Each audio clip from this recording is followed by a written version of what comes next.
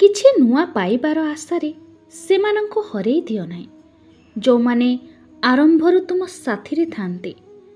ଜୀବନରେ ଏମିତି ଗୋଟିଏ ସମ୍ପର୍କ ରହିବା ଉଚିତ ଯାହା ପାଖରେ ସବୁ କିଛି ସେୟାର କରାଯାଏ, ଅଭିମାନ କରାଯାଏ, ଝଗଡ଼ା କରାଯାଏ, କିନ୍ତୁ କେବେ ଭୁଲି ହୁଏ ନା।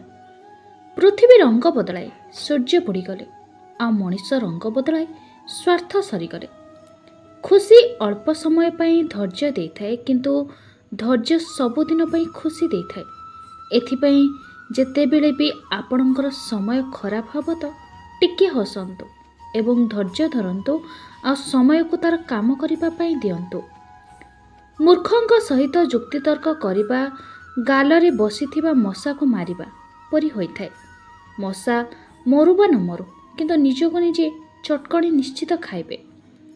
କିଛି କଥା ବୁଝେଇଲେ ନୁହଁ, ନିଜ ଉପରେ ବିତି ସାରିଲା ପରେ ହିଁ ଜଣାପଡ଼େ କି ମୁଁ ଭୁଲ କରିଛି ବୋଲି। କେବଳ ମୁଁ ହିଁ ଠିକ୍, ଏହି ଗୋଟିଏ ଭ୍ରମ ବହୁତ ଗୁଡ଼ିଏ ସମ୍ପର୍କକୁ କ୍ଷଣିକ ମାତ୍ର ଭାଙ୍ଗିଦିଏ। ମୋର ନିଜ ଲୋକ ହିଁ ମୋତେ ଶିଖେଇଲେ କି ଏଠି କେହି ନିଜର ନୁହନ୍ତି। ମୁଁ ବହୁତ ଭଲ ହୋଇକି ବି ଦେଖିଲି, କିନ୍ତୁ ତଥାପି ଲୋକଙ୍କ ନଜରରେ ମୁଁ ଖରାପ ହିଁ ରହିଗଲି। କିଛି ଜିନିଷ ଅଦରକାରୀ ଭାବି ନୁହେଁ, ଆତ୍ମସମ୍ମାନ ପାଇଁ ଛାଡ଼ିବାକୁ ପଡ଼ିଥାଏ। ଆପଣ ସମ୍ପର୍କ ବନେଇକି ବି କ'ଣ କରିଦେବେ?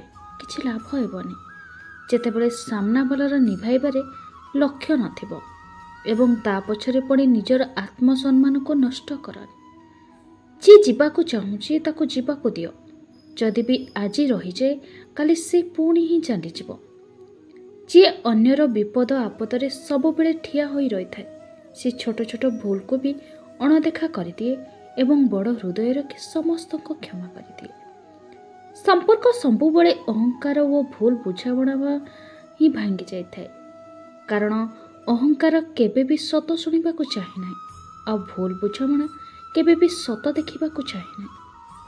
ଆଜିକାଲି କାହା ଉପରେ ଅଭିମାନ କରିବାକୁ ବି ଡର ଲାଗୁଛି, କାହିଁକି ନା ଏଠି ଲୋକ ମନାଇବା ବଦଳରେ ଦୂରେଇ ଯିବାକୁ ପସନ୍ଦ କରୁଛନ୍ତି। ଜ୍ଞାନ ସର୍ବଦା ଧନଠାରୁ ଉତ୍ତମ ଅଟେ, କାରଣ ଧନକୁ ସର୍ବଦା ମନୁଷ୍ୟ ରକ୍ଷା କରେ, କିନ୍ତୁ ଜ୍ଞାନ ମନୁଷ୍ୟକୁ ସର୍ବଦା ରକ୍ଷା କରେ। ଆପଣ ନିଜକୁ ସମୟ ମୁତାବକ ଅପଡେଟ୍ କରନ୍ତୁ, ନହେଲେ ଏହି ଦୁନିଆ ଆପଣଙ୍କୁ ୟୁଜ୍ କରି ହ୍ୟାଙ୍ଗ କରିଦେବ।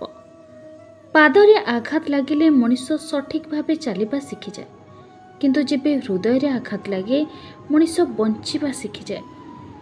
ଜୀବନରେ ଚାଲୁଥିବା ପ୍ରତ୍ୟେକ ଖରାପ ସମୟର ଗୋଟିଏ ଭଲ ଗୁଣ ହେଉଛି ଏହା ଦୁଃଖ ସିନା ଦିଏ, କିନ୍ତୁ କିଛି ବହୁରୂପୀ ଲୋକଙ୍କ ମୁଖା ଖୋଲିଦିଏ। ମଣିଷ ଅନ୍ୟର ଦୋଷ ଦେଖିଲେ ବିଚାରପତି ହୋଇଯାଏ, କିନ୍ତୁ ନିଜର ଦୋଷ ପାଇଁ ଓକିଲ ହୋଇଯାଏ। ଦୁହେଁ ଦୁହିଁଙ୍କ ଭୁଲକୁ ଭୁଲି ସମ୍ପର୍କ ସଜାଡ଼ିବାକୁ ଚେଷ୍ଟା କରିବା ହିଁ ପ୍ରକୃତ ଭଲ ପାଇବା କୁହାଯାଏ। ସମ୍ପର୍କ ବଜାୟ ରଖିବାକୁ ସମୟ ବାହାର କର, ନଚେତ୍ ଯେତେବେଳେ ତୁମର ସମୟ ଥିବ ସେ ପର୍ଯ୍ୟନ୍ତ ବୋଧହୁଏ ସମ୍ପର୍କ ନଥିବ। ଆପଣ ନିଜ ଜୀବନରେ ଟିକେ ଭରସା ସମୟ ଉପରେ ମଧ୍ୟ କରନ୍ତୁ ଆଜ୍ଞା, କାହିଁକି ନା ସମୟ ବଡ଼ ଠାରୁ ବଡ଼ ଚେହେରାକୁ ମଧ୍ୟ ବଦଳାଇ ଦେଇଥାଏ। ସେହି ମଣିଷ କେତେ ବି ଆପଣଙ୍କ ମୂଲ୍ୟ ବୁଝିପାରିବ ନାହିଁ, ଯେଉଁ ମଣିଷ ପାଇଁ ଆପଣ ସବୁବେଳେ ଉପସ୍ଥିତ ରହିବେ। ସମ୍ପର୍କ ଭାଙ୍ଗିଗଲା ବୋଲି ମୁହଁରେ କହିବା ବହୁତ ସହଜ, ହେଲେ କାହାର ସ୍ମୃତିକୁ ମନରୁ ଭୁଲିବା ଏତେ ସହଜ ନୁହେଁ। ବଡ଼ ଅଜବ ସମ୍ପର୍କ ନା? ଗୋଟିଏ ଶବ୍ଦ ଯୋଡ଼ିବାକୁ ଦୁଇ ଜଣ ଥାଆନ୍ତି, ତଥାପି ସମ୍ପର୍କ ଭାଙ୍ଗିଯାଏ କିଛିଟା ଭୁଲ ବୁଝାମଣାରୁ।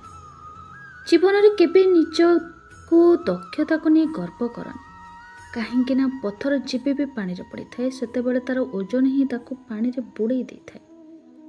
ସମ୍ମାନ କରିବାର ଅଛି ତ ବଞ୍ଚିଥିବା ବେଳେ କର, ଶବ ଉଠିଲା ବେଳେ ତ ଘୃଣା କରୁଥିବା ବାଲା ବି କାନ୍ଦି ପକାଏ। ଯଦି କାହାର ଇଜ୍ଜତ ନ କରିବାର ଅଛି ତ ନ କର, କିନ୍ତୁ 5 ଜଣଙ୍କ ମଧ୍ୟରେ ବସି କାହାର ବେଜିତ୍ କରନି। ଯୁକ୍ତିଠାରୁ ନୀରବତା ଭଲ, ପ୍ରତିଶୋଧ ନେବାଠାରୁ ରାସ୍ତା ବଦଳାଇ ଦେବା ଭଲ, ଆଉ ସ୍ୱାର୍ଥବାଦୀ ମଣିଷ ସହିତ ଚାଲିବା ଅପେକ୍ଷା ଏକା ଚାଲିବା ବହୁତ ଗୁଣରେ ଭଲ। ଜୀବନ କାହାର ବି ଖରାପ ହୋଇନଥାଏ, କେବଳ ଶସ୍ତା ଲୋକମାନେ ମିଶି ଖରାପ କରିଦିଅନ୍ତି। ଖରାପ ସମୟ ବି କେତେ ଆଶ୍ଚର୍ଯ୍ୟଜନକ ହୋଇଥାଏ। ଯିଏ କରୁଥିବା ଲୋକ ତୁ କହିଦେଇଥାଏ। କେହି ଜଣେ ନିଜର ଦୂରେଇ ଗଲେ ଏତେ କଷ୍ଟ ଲାଗେନି, ଯେତିକି କଷ୍ଟ ପାଖରେ ଥାଇ କି ଅଣଦେଖା କରି ଚାଲି ଯାଇଥାଏ। ଏ ହେଉଛି ଗୋଟିଏ ସ୍ୱାର୍ଥପର ଦୁନିଆ। ଏଠି ଲୋକ ହୃଦୟକୁ ନୁହେଁ ନିଜ ନିଜ ଆବଶ୍ୟକତାକୁ ଭଲ ପାଆନ୍ତି। ମୋ ନିଜ ଲୋକମାନେ ଚେଷ୍ଟା କରୁଥିଲେ ମୋତେ ପାଣିରେ ବୁଡ଼େଇ ଦେବା ପାଇଁ, କିନ୍ତୁ ଭଲ ହେଲା ଏହା ମୁଁ ପହଁରା ଶିଖି ଯାଇଥିଲି। ମୁଁ ଦୁର୍ବଳ ନୁହେଁ, କେବଳ କ୍ଳାନ୍ତ ହୋଇଯାଇଛି ସମସ୍ତଙ୍କର ମିଛ ଭଲ ପାଇବାର ଅଭିନୟ ଦେଖି ଦେଖି। ତମେ ଯେତେ ଅଧିକ ସଚ୍ଚା ମଣିଷ ହୋଇଯିବ, ସେତେ ସରଳ ହୋଇଯିବ, ସେତେ ଠୋକର ଖାଇବ ଆଉ ସେତେ ଅଧିକ ଦୁଃଖ ପାଇବ। ଯାହାର ସମୟ ଖରାପ ଅଛି ତାର ସାଥ ନିଶ୍ଚୟ ଦିଅ, କିନ୍ତୁ ଯାହାର ଉଦ୍ଦେଶ୍ୟ ଖରାପ ଅଛି ତାଠୁ ସବୁବେଳେ ଦୂରେଇକି ରୁହ। ଶରୀରରେ ନିଆଁ ଲାଗିଲେ ସମସ୍ତେ କାନ୍ଦନ୍ତି, କିନ୍ତୁ ମନରେ ନିଆଁ ଲାଗିଲେ ନିଜକୁ ହିଁ କାନ୍ଦିବାକୁ ପଡ଼େ। ଜୀବନର ଅନ୍ୟ ନାମ ଯନ୍ତ୍ରଣା। ଏଠି ପ୍ରତ୍ୟେକଟି ପାହାଚରେ ସମସ୍ୟା ଲାଗି ରୁହେ, ତଥାପି ମଣିଷକୁ ହସି ହସି ବଞ୍ଚିବାକୁ ପଡ଼େ। କାହିଁକି ନା ଦୁଃଖ ହେଉ କି ସୁଖ, ଏଠି ପ୍ରତ୍ୟେକ କ୍ଷଣରେ ଏକ ନୂଆ ଅନୁଭବ, ଏକ ନୂଆ ଶିକ୍ଷା ଅପେକ୍ଷା କରିଥାଏ। ଯିଏ ସମସ୍ୟାକୁ ଡରିଯାଏ ସେ ଜୀବନକୁ ହାରିଯାଏ। ପ୍ରେମ ଜିଦିରେ ନୁହେଁ, ଭାଗ୍ୟରେ ଥିଲେ ମିଳେ। ସେଥିପାଇଁ ତ ଦୁନିଆର ମାଲିକ ରାଧାଙ୍କ ବିନା ରହିଲେ।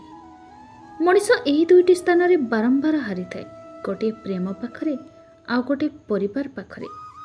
କାହା ପାଖରେ ଅଧିକ ଆଶା ରଖ ନାହିଁ, ନହେଲେ ତୁମେ ଦୁଃଖରେ ଥିବ ଆଉ କାହାକୁ ବି କିଛି ବି ଫରକ ପଡ଼ିବ ନାହିଁ। କାହାକୁ ଏତେ ବି ସମୟ ଦିଅ ନାହିଁ କି ସିଏ ଆପଣଙ୍କୁ ଫାଲତୁ ଭାବିବ। ସମୟର ସିନା ହାତ ନାହିଁ, ଯେତେବେଳେ ସେ ଜବାବ ଦେବ ନା କୋର୍ଟର ଆବଶ୍ୟକତା ପଡ଼ିବ ନା କୌଣସି ସାକ୍ଷୀର। ଏବଂ ଇତିହାସ କହେ ସମୟ ବଦଳିବାକୁ ସମୟ ଲାଗିନଥାଏ। ଯିଏ ଯିବାକୁ ଚାହୁଁଛି ତା ପାଇଁ ବାହାନା ଅଭାବ ନାହିଁ, ଯିଏ ରହିବାକୁ ଚାହୁଁଛି ତା ପାଇଁ ବାଟ ଅଭାବ ନାହିଁ। ମୁଁ ଏକୁଟିଆ ରହିବାର କାରଣ ଏହା କି ମୋତେ ମିଛ ସମ୍ପର୍କ ଠାରୁ ଦୂରେଇ ଯିବାରେ କୌଣସି ଆପତ୍ତି ନଥାଏ। ତୁମେ ଆଗରୁ କାହାକୁ ଭଲ ପାଇଛ କି ନାହିଁ ଏହି ପ୍ରଶ୍ନ ନିଶ୍ଚୟ ସିଏ ପଚାରିବ ଯେ ତୁମକୁ ମିଛ ପ୍ରେମ କରିବ। ତୁମ ଖୁସିରେ ସେହି ଲୋକମାନେ ସାମିଲ ହୁଅନ୍ତି ଯାହାକୁ ତୁମେ ଚାହିଁଥାଅ, ଆଉ ତୁମ ଦୁଃଖରେ ସେହି ଲୋକମାନେ ସାମିଲ ହୁଅନ୍ତି ଯିଏ ତୁମକୁ ଚାହିଁଥାଏ। ଆଖିରୁ ଲୁହ ବି ଝରିଥାଏ, କିନ୍ତୁ ଯନ୍ତ୍ରଣା ଲୁଚାଇବାକୁ ବି ପଡ଼ିଥାଏ। ଏ ଜୀବନ ସାହେବ, ଏଠି ଜବରଦସ୍ତି ହସିବାକୁ ବି ପଡ଼ିଥାଏ। ସମୟ ଭଲ ତ ଆପଣଙ୍କ ଭୁଲ ବି ମଜାକ ଲାଗିଥାଏ, ଆଉ ଯଦି ସମୟ ଖରାପ ଥାଏ ମଜାକ ବି ଭୁଲ ବନିଯାଏ। ମଣିଷ ତଳେ ବସି ସମ୍ପତ୍ତି ଗଣିଥାଏ, କାଲି ଏତିକି ଥିଲା ଆଜି ଏତେ ବଢ଼ିଯାଇଛି। ଉପରବାଲା ହସୁଥାଏ ଆଉ ମଣିଷର ନିଶ୍ୱାସ ଗଣୁଥାଏ, କାଲି ଏତିକି ଥିଲା ଆଜି ଏତିକି କମ୍ ହୋଇଯାଇଛି। ଜୀବନରେ ଟଙ୍କା ସହିତ ବ୍ୟବହାର ବି କମାଅ, କାରଣ ଶ୍ମଶାନକୁ 4 କୋଟି ନୁହଁ 4 ଜଣ ଲୋକ ହିଁ ଛାଡ଼ିବାକୁ ଆସିବେ। ଦୁଃଖ ତ କେବଳ ସେ ହିଁ ଦେଇଥାଏ ଯାହାକୁ ହକ୍ ଦିଆଯାଇଥାଏ, ନହେଲେ ଅଜଣା ଲୋକ ତ ଧକ୍କା ଲାଗିଲା ପରେ ବି କ୍ଷମା ମାଗି ନେଇଥାଏ।